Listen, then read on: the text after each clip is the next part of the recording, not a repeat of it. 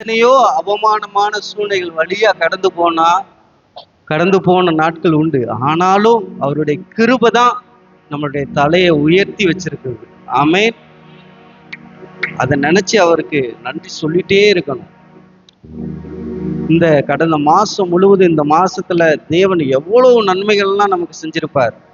அதை ஒவ்வொன்றா நினைவு கூர்ந்து, ஆண்டவரே நீ செய்த நன்மைகளுக்கு நன்றியப்பா.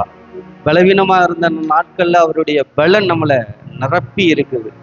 கடனே, ஆண்டவரே எனக்கு கடன் பிரச்சனை இருக்கு, அதை திருப்பி கட்டணுமே அப்படின்னு நினைக்கும் போது பொருளாதார ரீதியா நம்மளை ஆசீர்வதிச்சிருக்கிறார், நம்மளை பெருக பண்ணியிருக்கிறார். அதை அடக்கிய தேவன் கிருபை செஞ்சிருக்கிறார்.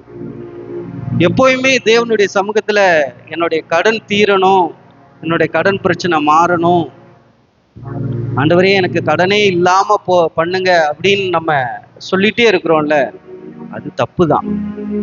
ஆண்டவர்கிட்ட என்ன சொல்லணும் அப்படின்னா, இப்ப நீங்க ஒரு ஆள்கிட்ட ஒரு கடன் கொடுத்துருக்குறீங்க, அவங்க உங்களுக்கு கடனை திருப்பி செலுத்தலை அப்படின்னா உங்களுக்கு அது எப்படி இருக்கும்? கஷ்டமா தானே இருக்கும்.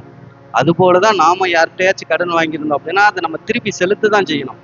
அப்ப தேவ சமூகத்துல, ஆண்டவரே இந்த கடனை திருப்பி செலுத்துவதற்கு என்னை ஆசீர்வதிங்க, ஒரு பொருளாதாரத்துல என்னை உயர்த்துங்க, வழிகளை நீங்க உண்டு பண்ணுங்க அப்படின்னு சொன்னா தேவன் நிச்சயமாய் நம்மளை ஆசீர்வதிப்பார். அந்த கடனை அடைக்கக்கூடிய வாசல்கள் எல்லாவற்றையும் தேவன் திறந்து விடுவார்.